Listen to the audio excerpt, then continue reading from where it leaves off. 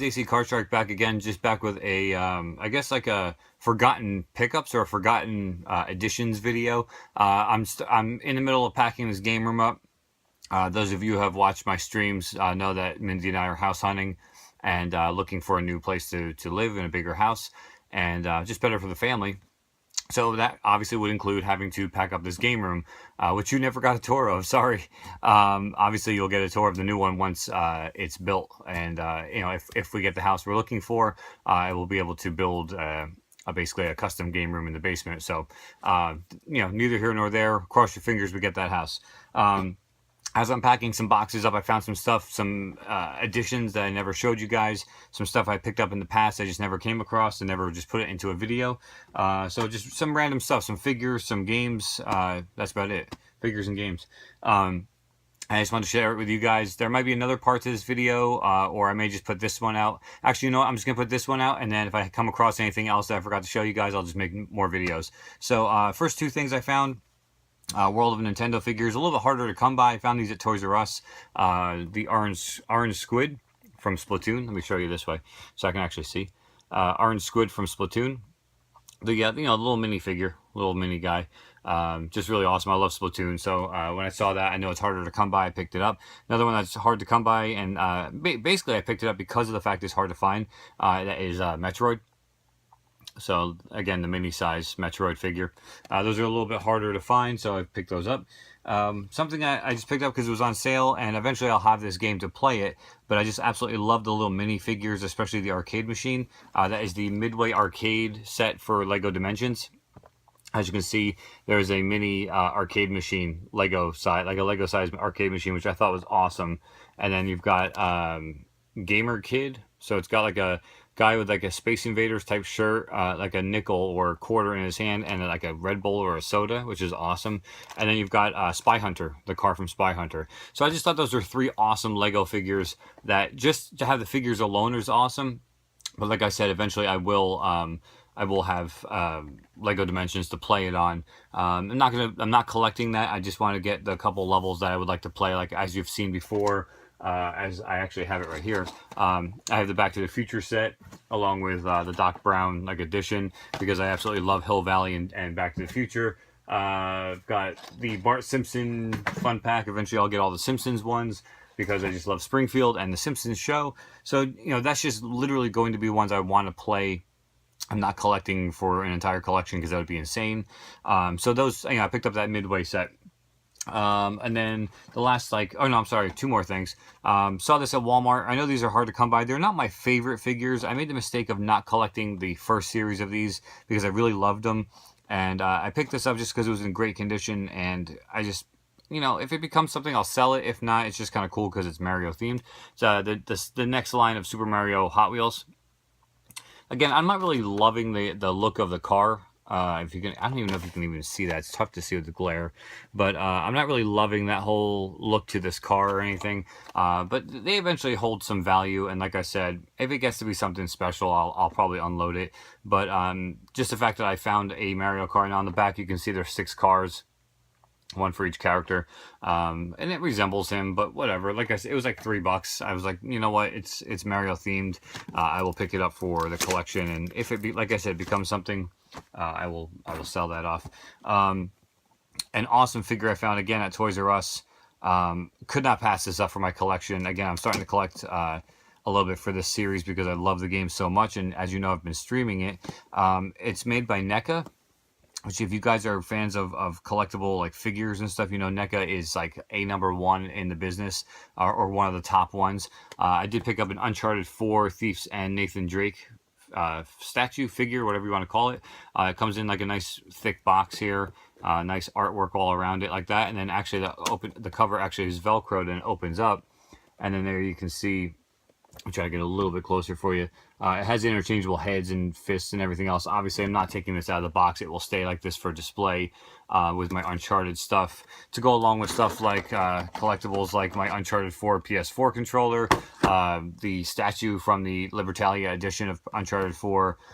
Just, you know, I've just slowly become a huge fanatic of the Uncharted series, and 4 is just putting it over the top for me. So I saw this, I couldn't pass this up, because you know these things, once they stop making them, they're gone, and then they shoot up in value. So if I ever wanted this later in life, because I was like, oh man, I should have picked that up, this will be like crazy money. So I had to pick this up, Nathan Drake, from the Uncharted 4. So that's the collectibles. One more little, I guess, oddity.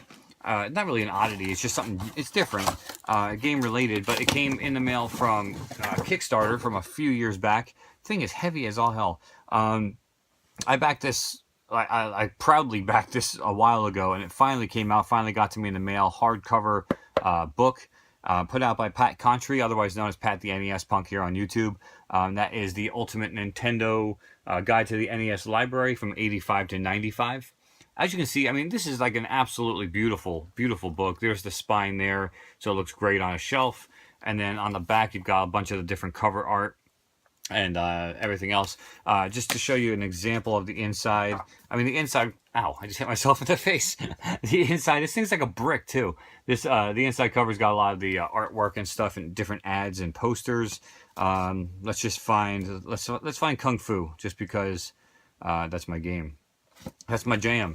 So open it up. It's got there's Kung Fu right here. It's alphabetical. It's got a write-up blurbs, screenshots from all the different games.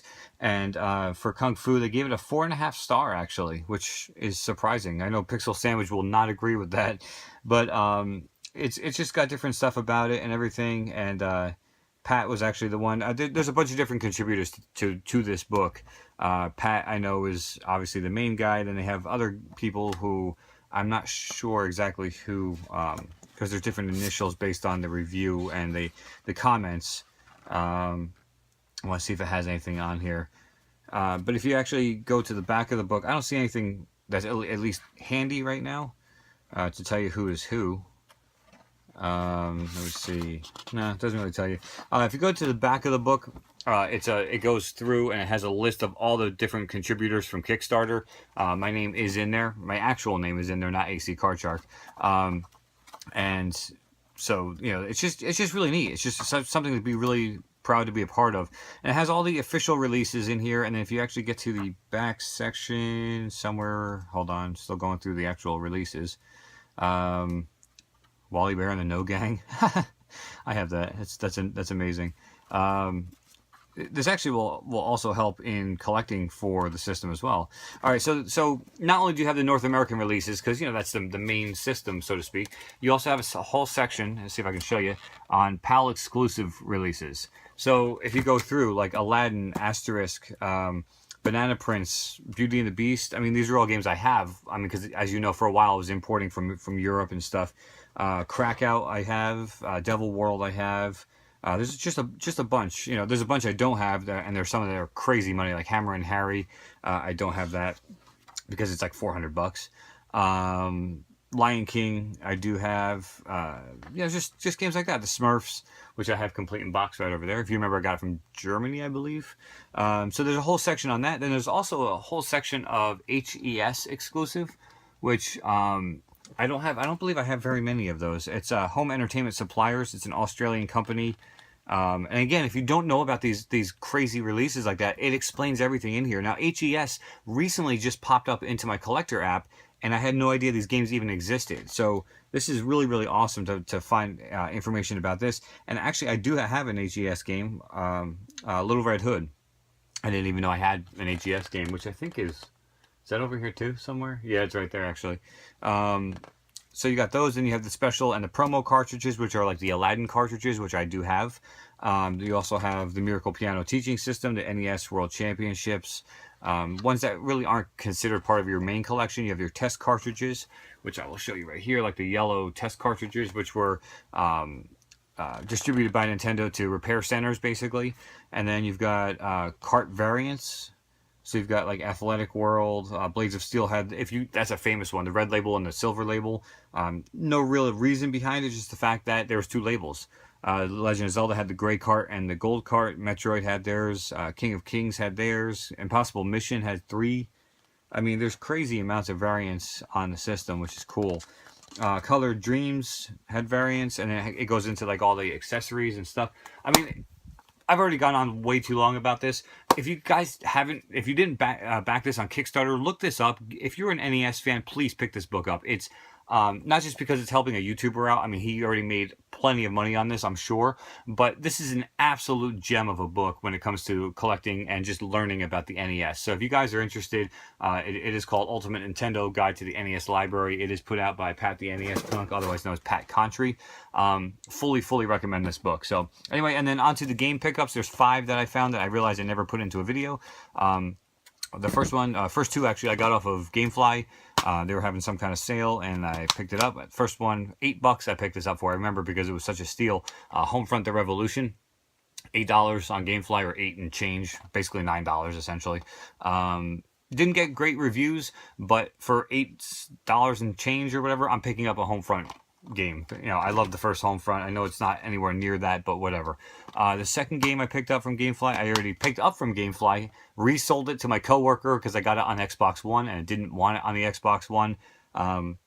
Basically sold him the copy, which gave him a deal, and picked up the PS4 copy. So basically just an even swap out. Deadpool for the PS4. I've been wanting to play this. I want to stream this actually for you guys. I think it's a lot of fun. Maybe not the whole game like I'm doing with Uncharted, just, you know, bits and pieces, whatever. Looks like a lot of fun, and I just wanted to be able to stream it and play it on PS4. So like I said, I sold my Xbox copy to a coworker and then turned around and put that money onto a new copy for PS4. So again, GameFly, less than $20. And then 2 games I picked up at retail from Walmart. Both for the PS4. One, I believe was originally like a $20 game. I could be wrong. I'm not really even huge. I've never even watched the show, but it's put out by Telltale, and I love Telltale games. It dropped down to, I think, $15, so I picked it up. But that is the Game of Thrones, the Telltale series. I will play anything Telltale. I think regardless of whether I like Game of Thrones or not, I think they'll put a good story together in this game. They always put good stories together, and the fact that you can choose, you know, kind of how the story goes. I just absolutely love their approach to gaming. So I picked that up for $15. Speaking of 15, and I only remember this because it says it on there. This game has always interested me. I guess it's like a puzzler. Yeah, philosophical puzzler. And it's always been like $40 brand new, like at Best Buy or whatever, or used copies are like 30, something like that. And I found it 15 brand new on clearance at Walmart, and I was like, you know what, I'll pick it up. If it's no good, whatever. But the Talos Principle, I have no idea. Haven't heard anything about it, haven't seen anything about it. I saw the cover, it looked interesting. I looked on the back.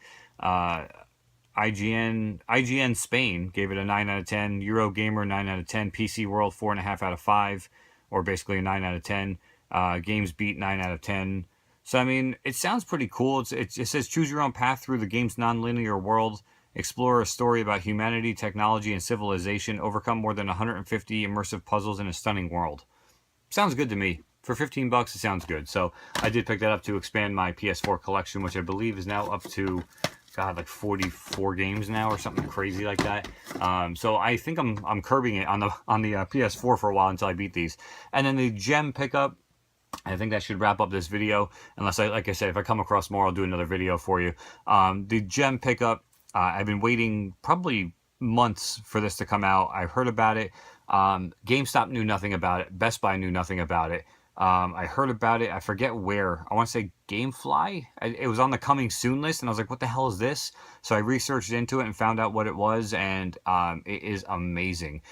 In fact, I got 2 copies. One I'm keeping sealed, which is the one I have in my hand. The other one, I rented the copy from GameFly and kept it in order to have an open copy. So, because I love the series that much, and I want to keep a sealed copy because I feel this is going to be one of those cult classics, kind of like its predecessor on the NES. For the Nintendo 3DS, very strange pickup for me. River City Tokyo Rumble. I mean, take a look at it here. Let me actually put it on this side once again. River City Tokyo Rumble. As you can see, the artwork and everything else are there. It's from the River City Ransom series. It's from that line of games. As you can see, there's characters from Renegade. There's characters from Super Dodgeball. Characters from River City Ransom. Absolutely freaking amazing. This is actually the limited edition. It did come, as you can see on the back sticker here. I got it from Amazon, by the way. It didn't clear up, sorry. But it did come with the limited edition Kunio keychain. What basically looks like the character's name is Kunio, but it's kind of like Alex from River City Ransom, the guy in the white. But it's an 8-bit sprite of him kicking. But because this is sealed, I'm not finding out about that keychain. Pixel Sandwich did order that as well from Amazon, same as I did, and he opened his up to play it. He only got one copy, and the keychain, he said, was on the inside. This is staying sealed. Hopefully, maybe a keychain comes with the one from Gamefly. I can only hope. I have the cartridge at rental. The case is on its way. I started playing the rental copy. It is a brand new. It's basically a brand new River City Ransom sequel. I mean, it's absolutely amazing. It is in 3D. I mean, this game actually may cause me to get a 3DS XL just to play it on a bigger screen. I am absolutely in love with this game. It's tough to find. I mean, it's actually, if you can see right there, it's actually for the 30th anniversary. It's kind of hard to see because this is on my phone, not on my camera. But it's the 30th anniversary of the Kunio series, which is like River City Ransom, basically. And I highly recommend it. I can't recommend it enough. I've only played maybe a half an hour so far, and it's already amazing. It's a brand new River City Ransom, essentially. So if you guys are fanatics like I am of that series, and Pixel Sandwiches as well, River City Tokyo Rumble is definitely a game to go and find and get it. He ordered his Tuesday the 27th of September, which was the day it came out. And he ordered his. He said there was like 20. It said Amazon said 29 copies left. Excuse me. He texted me a screenshot saying, F yeah, I got a copy, LOL. And I was like, oh my God, I totally forgot. I was at work. So I went on break and jumped on Amazon to order mine. And this one, by the time I ordered this one, it was like 9 copies left. It sold out within 2-3 hours. Amazon's stock was gone. I don't know if they're going to be sending more. I don't know if it's going to end up being a rare game. But I got a copy, and I got 2 copies, actually. One to play and one to keep sealed for the collection, because I just feel like this is a collectible and something I want to hold on to sealed. So that's going to wrap up this, like, as I said, the forgotten pickups, so to speak, the forgotten editions. Hopefully you guys enjoyed. Like I said, stay tuned. As I pack more boxes, I'll probably find more crap to show you. So stay tuned to the channel, more streaming and everything else coming. Till next time, guys, AC Card Shark. Take care.